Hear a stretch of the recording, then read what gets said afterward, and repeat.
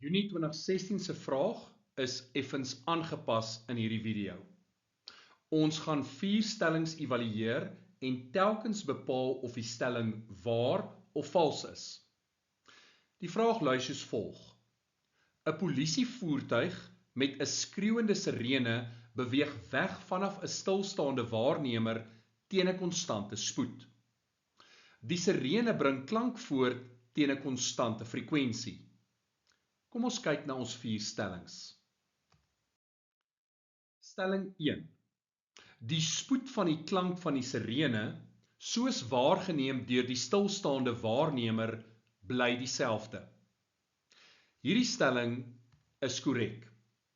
Die spoed van klank word bepaal deur die medium, wat in hierdie geval die lug is, en nie deur die beweging van die bron nie. Die spoed van klank bly dus konstant by om en by 340 meter per sekonde. Stelling 2. Die frekwensie van die klank van die sirene, soos waargeneem deur die stilstaande waarnemer, neem toe. Nou ons weet dat die spoed van die golf is gelyk aan die golflengte maal met die frekwensie. Nou wanneer die bron wegbeweeg, word die golffronte uitgerek. Met ander woorde, die golflengte lambda neem toe. Die spoed van klank bly konstant, so die frekwensie neem af. Die waarnemer ontvang minder golwe per sekonde. So hierdie stelling is verkeerd. Stelling 3. Die golflengte van die klank van die sirene, soos waargeneem deur die stilstaande waarnemer, neem toe.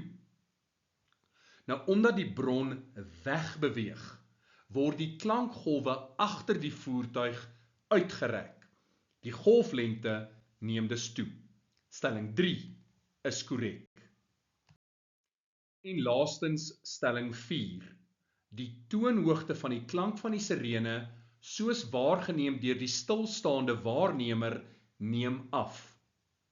Nou, soos die polisievoertuig wegry, neem die golflengte van die klankgolwe soos waargeneem deur die waarnemer toe, wat beteken die frekwensie neem af. Nou, toonhoogte is direk eweredig aan die frekwensie. So aangesien die frekwensie afneem, gaan die toonhoogte ook afneem. Die sirene klink laer. So hierdie stelling is korrek.